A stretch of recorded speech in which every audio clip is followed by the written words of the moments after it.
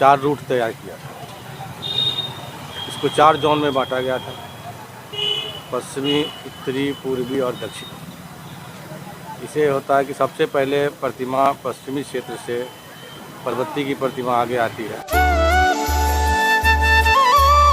So hello friends, welcome to my channel Bihar stranger Sam. So guys, आप लोग बहुत अच्छे हैं भगवान की वजह से। एंड गाइस, आज की वीडियो जो मैं बनाने जा रहा हूँ वो भागलपुर की जो काली मैया की जो शोभा यात्रा निकलने वाली है उस रोड पे अभी हम लोग खड़े हैं। ठीक है, इसी रोड से होते हुए मैया की जो सारी प्रतिमा जो है इसी रोड से होते हुए सारी प्रतिमा जाएगी और सारी प्रतिमा होते हुए मुसहरी काली घाट होके जाएगी। तो अभी एक अंकल है, वो अंकल से हम बात करते हैं। अंकल कुछ बताना चाह रहे हैं यहाँ के बारे में। ठीक है, मतलब यहाँ शोभा यात्रा के बारे में कुछ 2 शब्द बोलना चाहते हैं। तो चलिए उनके सुनते हैं, लेकिन उससे पहले आप लोग वीडियो को लाइक कर देना, चैनल को सब्सक्राइब कर देना। ओके गाइज, तो चलिए अंकल से बात करते हैं। अंकल, आपका शुभ नाम सबसे पहले तो? एक कुमार। अच्छा अंकल, ये शोभा यात्रा के बारे में कुछ आप बताना चाहते हैं? बहुत पुराना मंदिर है।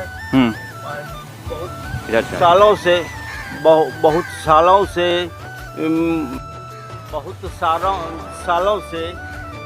शोभा यात्रा निकलता है। शक्ति की देवी है। बहुत धूमधाम से मनाया जाता है। बात जानना चाहते हैं हम कि यहाँ पर जो शोभा यात्रा वो कितने साल से निकल रही है यहाँ पर काली मैया की? बहुत वर्षों से, बहुत वर्षों। हमारे जन्म के पहले हम नहीं कह सकते हैं कि कब से निकल रहा है। और ये जो मैया जो है कितनी मैया लाइन में लग के चलती है, ना कुछ बता सकते हैं? सैकड़ों मैया। सैकड़ों मैया? हाँ। चलिए ठीक है। तो दोस्तों, जैसा कि आपने अंकल मतलब दादाजी का जो आपने सुना उनका वाणी को, ठीक है, तो उन्होंने कुछ 2 शब्द बताया। और गाइज, अभी हम लोग जो यहाँ पे फिर से बता देते हैं, आप लोग को लोकेशन दिखा देते हैं। यही वो लोकेशन है जिसे मैया की भव्य प्रतिमा जो है वो निकलते हुए इधर से निकलते हुए आएगी, मतलब। और अभी हम लोग जाएंगे वहाँ पर भी, ठीक है। तो यही से पूरा होते हुए पूरा मैया पूरा जाएगी। तो गाइज चलिए अब डायरेक्ट हम लोग मिलते हैं उसी लोकेशन पे जहाँ पे सारी मैया की प्रतिमा लगी हुई है। तो ठीक है गाइज, तो चलिए अब हम लोग चलते हैं उसी लोकेशन पे। तो मिलते हैं अब आप लोग से उसी लोकेशन पे। Bye bye guys.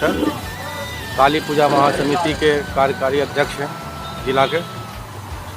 हम लोगों ने विसर्जन शोभा यात्रा के लिए 4 रूट तैयार किया।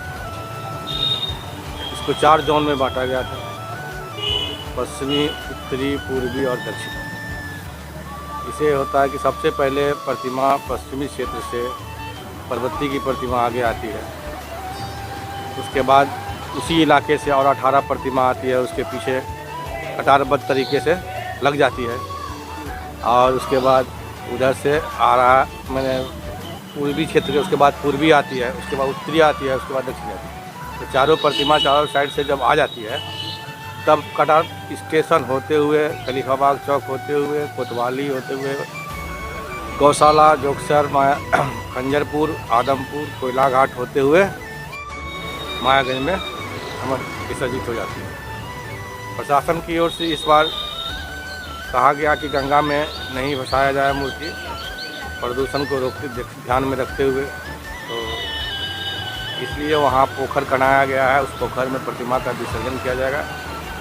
एक पोखर बूढ़ानाथ में बनाया गया, जो बूढ़ानाथ में अगर बसाना चाहते हैं वहाँ बसाते हैं। बूढ़ानाथ में कितनी मूर्तियों का विसर्जन किया गया? अभी तक 6-7 मूर्ति हो गई। नाम बता सकते हैं? एक मुंदी चक है, आदमपुर है, राष्ट्रभाषा पुस्तकालय है, मसानी दरबारी है, और इधर बंगाली टोला का 3 मूर्ति है। सब मिला के 8 मूर्ति के अच्छा, मुसहरी घाट पर पहली जो मैया होगी पार्वती वाली मैया? हाँ, पहले सबसे पहले पार्वती की प्रतिमा को वहाँ विसर्जन होगा, क्योंकि ये लाइन में पहले आगे वही रहती है, तो वही पहले पहुँचेगी, वो पहले विसर्जन होगा। एक लाइन से 10 को प्रतिमा का विसर्जन होने का जगह, तो 10 प्रतिमा में उसके बाद वाली जो 8-9 प्रतिमा है वो भी लाइन में लग के वहाँ बसाएगी। तो वो हटने के बाद, उसका हो जाने के बाद फिर दूसरी प्रतिमा 10 जाएगी, वहाँ बसाएगी।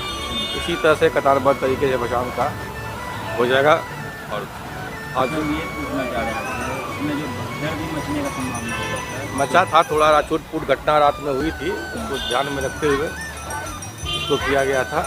प्रशासन की ओर से बैरिकेटिंग लगाने की व्यवस्था थी, लेकिन सही समय पर बैरिकेटिंग नहीं लगने के कारण कुछ प्रतिमा समय से पहले पहुंच गई थी, जिसके बाद में हम लोगों ने महासमिति के सदस्यों ने और प्रशासन ने मिलकर उसको रोकथाम किया। उसके बाद फिर कटारबद्ध तरीके से लगाया गया प्रतिमा को। फिर उसके बाद प्रतिमा लाइन से आ रही है। श्री चंद्रनाथ पाल।